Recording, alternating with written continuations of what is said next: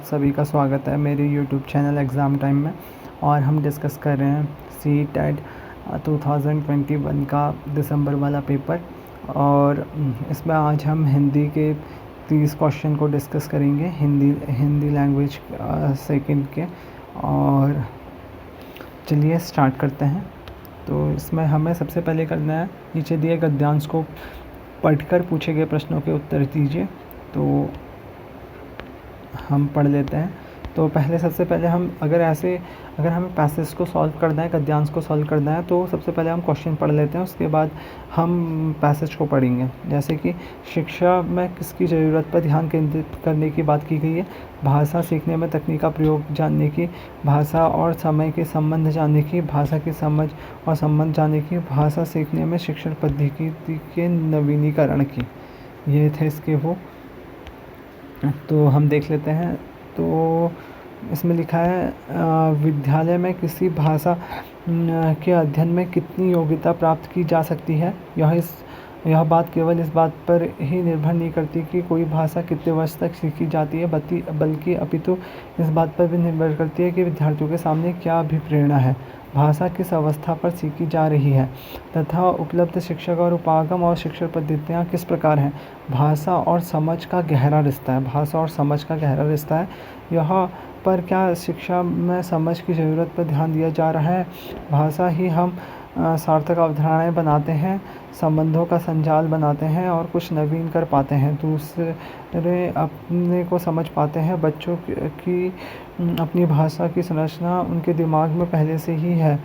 जब कोई नई चीज़ देखते हैं तो उसके संबंध पहले से अनुभव को जोड़ते हैं और नई विशेषताओं का पता कर लाते हैं, तब जाकर चीज़ की अवधारणा बना पाते हैं। तो यह हो गया था शिक्षा में किस ज़रूरत पर ध्यान देने की बात की गई है। तो अभी हमने देखा भाषा और समझ के संबंध समझने की, ये हमें पैसेज में देखने को मिला था। समझने की बात की गई है, तो इसका सही आंसर हो जाएगा 121 का सी हो जाएगा। समझने की बात की गई थी, हमने देखा था अभी ऊपर पैसेज में।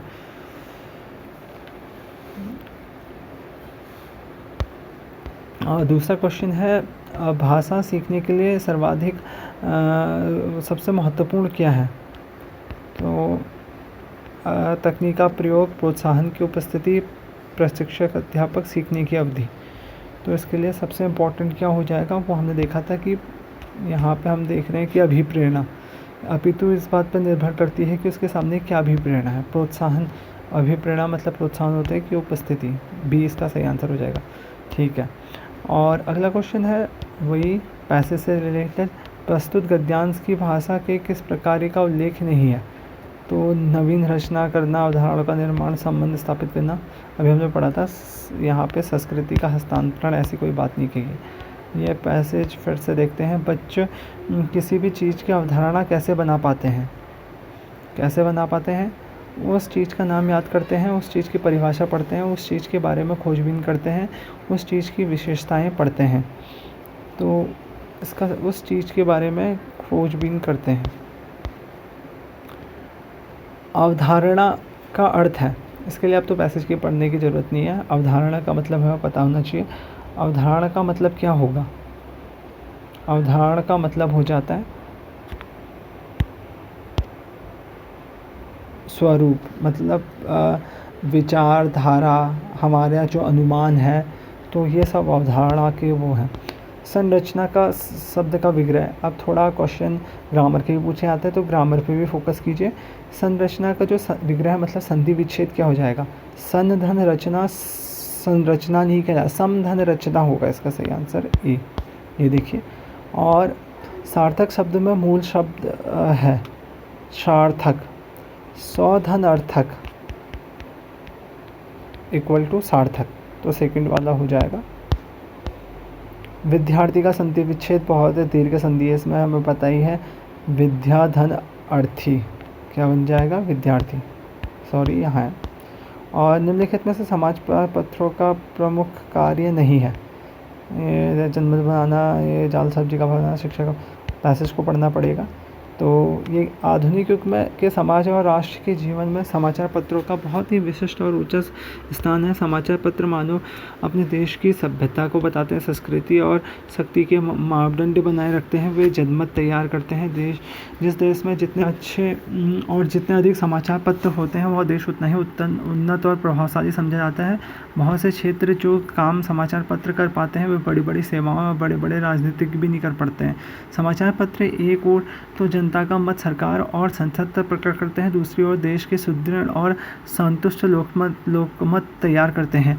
देश को सब प्रकार की जागृत तथा सजीव रखने में जितनी अधिक सहायता समाचार पत्रों की मिलती है उतनी कहीं से नहीं मिलती। इसलिए आजकल समाचार पत्रों का बहुत ही महत्व है। जनमत बनाना देख लिया, प्रमुख कार्य नहीं पूछा है। जनमत बनाना तो है, जनता के शिक्षा का प्रसार करना, ये सारी चीज़ें हैं। पर ये तीसरा दाल सब्जी के भाव बताना, ये समाचार का कार्य नहीं है। देश में अच्छे समाचार पत्र का होना आवश्यक है। क्यों आवश्यक है? यहाँ पर सरकार के समर्थन के लिए नहीं, ये सही आंसर है। अभी हम लोकमत तैयार करना, ये सारी चीज़ें पढ़ी थी, ये सही आंसर है। ठीक है, देश को सभी प्रकार की जागृत तथा सजीव रखने का अर्थ है, तो इसका देश की जनता को सोई देने, गलत, चिरायु अल्पायु, ये कहाँ होगा? देश की जनता को जागरूक अपने विचारों को रखने के लिए प्रेरित करना। और मैं आपको एक ट्रिक और बताता हूँ, जहाँ पे आपको कुछ भी समझ में ना आए, बहुत कम टाइम बचा हो, तो जो सबसे बड़ा ऑप्शन हो जैसे इसमें दिख रहा है तो उसके साथ जाइएगा आप और एक बार पूछ लीजिए, देख लीजिए कि जैसे पॉजिटिव पूछा तो पॉजिटिव ही आंसर मिले।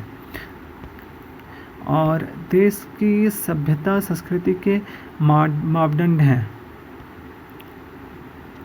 अभी हम किसके बारे में पढ़ रहे थे? समाचार पत्र, तो इसका सही आंसर समाचार पत्र ही होगा। ठीक है, निम्नलिखित में से कौन सा सुउपसर्ग का उदाहरण नहीं है? अब उपसर्ग की बात आ गई है। उपसर्ग क्या होते हैं? जो शब्द के प्रारंभ पे लगते हैं, तो सु प्रारंभ लगेगा और उसके बाद एक अन्य शब्द से मिलके बनेंगे, तो सुधन योग सही है। सुधन स्पष्ट, सुधन स्पष्ट, सुस्पष्ट, सुधन ये तो नहीं बना। सुधन दृढ़, सुदृढ़ सदाचार में नहीं है, क्योंकि उसमें सदधन आचार हो जाएगा। देश में अच्छे समाचार पत्र होना आवश्यक है। क्यों आवश्यक है? और इसका सही आंसर हो जाएगा यहाँ पे, अगर हम देखें 134 का हो जाएगा यही, सरकार तथा जनता के विचार को पहुँचाना तथा लोकतंत्र को मजबूत करने के लिए भूमिका, ये सही आंसर हो जाएगा। उन्नति का विलोम है। उन्नति का विलोम क्या हो जाएगा दोस्तों? उन्नति का हो जाएगा अवनति। उन्नति, अवनति। ठीक है, इसका आंसर हो जाएगा बी। बाकी का भी देख लेते हैं। अधोगति का क्या हो जाता है? ऊर्ध्व गति। और पतन का क्या हो जाएगा? पतन, उत्थान, पतन। उन्नयन, अवनमन। उन्नयन अवनमन तो आप पूछना मत, गणित में हम 10th क्लास में उन्नयन कोण, अवनमन कोण यही पढ़ते हैं। देखते हैं हम ऐसे उन्नयन कोण और यहाँ से ऐसे नीचे को जो अवनमन कोण, तो इसका क्या था? उन्नति, अवनति, बी। ठीक है, निम्नलिखित में से कौन सा किसी उत्तम पाठ्यपुस्तक का मूलभूत मापदंड नहीं है? ये तो सिंपल सा ही हो जाएगा। मुद्रण एवं जल्द चढ़ाना, विषय वस्तु, शब्द शैली एवं योजना, तो इसका सही आंसर हो जाएगा 136 का हो जाएगा डी, जल चढ़ाना। ये क्या ज़रूरी है? एक अध्यापिका 5वीं कक्षा के अपने विद्यार्थियों को 6 वाक्यों का एक छोटा अनुच्छेद 2 बार सुनने के लिए कहती है। फिर विद्यार्थियों को 4-4 के समूह में सुने गए वाक्यों को अपने शब्दों को लिखने को कहती है। तो ये किसके अंतर्गत आता है? ये किसके अंतर्गत आएगा? ये आ जाएगा क्या कहते हैं, इसका सही आंसर हो जाएगा यहाँ पे अनुच्छेद श्रुति लेख, क्योंकि सुन के लिख रहे हैं और अनुच्छेद को यहाँ पे लिख रहे हैं एक उसको, और ये वही हो जाएगा, वही क्वेश्चन रिपीट हो गया, यही है। और किसी भाषा की परीक्षा, टेस्ट या ब्लूप्रिंट तैयार करते समय निम्नलिखित में से कौन सा कार्य आवश्यक नहीं है? कौन सा आवश्यक नहीं है? 139 का हो जाएगा यहाँ पे डी, लेखन की विविध शैलियों को महत्व देना। और अगला क्वेश्चन है, एक शिक्षिका श्यामपट्ट पर स्पष्ट लेख में कुछ शब्द लिखती है और विद्यार्थियों को उन शब्दों को अपनी अभ्यास पुस्तिका में लिखने को कहती है। और निम्नलिखित में कौन सी विधि वर्तनी सिखाने से संबंधित मेल खाती है? तो कौन सी विधि हो जाएगी? श्यामपट्ट पर लिख रही है, फिर वो कर रही है, तो ये प्रतिलेखन विधि होगी। ये सिंपल सा ही था। एक बालक भाषा सीखते समय निम्नलिखित कठिनाई का अनुभव करता पाया गया है। नाम और अक्षरों की ध्वनि को सीखने में कठिनाई, ऊंचे स्वर में गलतियां, शब्दों को पढ़ते समय दृष्टि बाधा, लेखन कार्य को पूरा करते समय लगाना। तो किसकी वाचन वैकल्य, लेखन वैकल्य, सीखने की अक्षमता, सीखने में भय। तो कहीं ना कहीं इसका सही आंसर होना चाहिए 141 का ए होना चाहिए, वाचन वैकल्य। एक अध्यापिका लखनऊ पर पाठ पढ़ाती है और विद्यार्थी द्वारा मौन पठन के पश्चात उनसे निम्न प्रश्न करती है। हजरतगंज में शोर क्यों नहीं था? लखनऊ को नवाबों का शहर क्यों कहा जाता है? इस प्रकार के प्रश्नों को क्या कहा जाता है? पाठ वाठ पहले पढ़ा दिया अध्यापिका जी ने, फिर उसके बाद इसे कहते हैं कालांतरित प्रश्न। निम्नलिखित में से कौन सा मौन पाठ का लाभ नहीं है? मौन पाठ कर रहे हैं उसका लाभ नहीं है, इनमें से पूछा गया है। तो यह विद्यार्थी की झिझक और संकोच को दूर करता है, ऊर्जा बचाता है। मौन चुपचाप अगर मन पढ़ रहे हैं तो ऊर्जा बच रही है। विद्यार्थी समझ और चिंता ग्रहण करते हैं, सही है। यह विद्यार्थी में स्वतः अध्यापन के प्रति, ये भी सही है। झिझक और संकोच दूर नहीं होगा अगर मौन रूप से पाठ करेंगे। किसी को पता नहीं चल रहा है कि अपने मन में क्या पढ़ रहा है, सही पढ़ भी रहा है, गलत पढ़ रहा है, और कॉन्फिडेंस नहीं आ पाएगा उस हिसाब से। अंग्रेजी भाषा के शिक्षण विधि के संबंध में निम्नलिखित से कथन पढ़िए। और यह शिक्षण पद्धति जर्मनी में प्रारंभ की गई। अंग्रेजी भाषा को सीखने के लिए यूरोप में व्यापक रूप में अपनाई गई। शिक्षण की इकाई के रूप में, ना कि वाक्य में, विषय सामग्री मानक में विभाजित की गई, औपचारिक क्रियात्मक में की गई। और अगला है वाक्य रचना की व्याख्या सर्वोत्तममुखी। तो क्या इनमें से किसका सही आता है? यहाँ पे 144 का सही आंसर हो जाएगा यहाँ पे डी, व्याकरण सम्मत अनुवाद पद्धति। निम्नलिखित कथन को पढ़कर सही विकल्प का चयन करें। मूल्यांकन का उपकौशल उपागम है जो बिंदुओं को मदद करने की जरूरत और भावने पे सहबुद्धता परीक्षित करता है। लेखन और श्रवण की परीक्षाओं में उपलब्धियों को पाठ कर एकीकृत परीक्षाओं में वो करता है। तो अलग अलग कथन है, दोनों सही लग रहे हैं, तो इसका होगा ए और बी दोनों सही है। अगला क्वेश्चन 146 की बात करें। एक अध्यापक किसी पाठ्य सामग्री का आधा भाग स्वयं ऊंचे स्वर में पढ़कर विद्यार्थियों, मतलब आधा भाग स्वयं ऊंचे स्वर में पढ़कर अपने विद्यार्थियों से कहता है कि वो पाठ के अंत को अपने अनुसार पूर्ण करें। तो ये किसको दिखा रहा है? ये कहीं ना कहीं दिखा रहा है अनुभव आधारित गतिविधि को। निम्नलिखित पद्धतियों में से कौन सी पद्धति विद्यार्थियों के शब्द भंडार विकसित करने के लिए सर्वोत्तम युक्ति है? शब्द भंडार बनाना है तो क्या करना पड़ेगा? समार्थी और विप्राप्ति को उससे कहाँ बढ़ेगा, उतना नहीं बढ़ पाएगा। दिए गए शब्दों का संदर्भ में दिए नए शब्दों का अर्थ का अनुमान लगाना, ये सही है कहीं ना कहीं। प्रत्येक नए शब्द का अर्थ सबको उसमें देखना, सभी वाक्य प्रयोग करना थोड़ा ठीक है पर उतना सही नहीं है, इसका हो जाएगा 2। दिए गए संदर्भ में नए शब्दों का अनुमान लगाना, खुद से करेगा, अनुमान लगाएगा तो ज़्यादा इफेक्टिव रहेगा, नहीं ज़्यादा सीख पाएगा। बहुभाषिता का प्रयोग एक संसाधन के रूप में करना चाहिए जिससे बहुभाषिता के बारे में बात की गई है, जिससे क्या हो जाए प्रत्येक बच्चे को सुरक्षा एवं स्वीकृति का एहसास हो, ये सही हो जाएगा।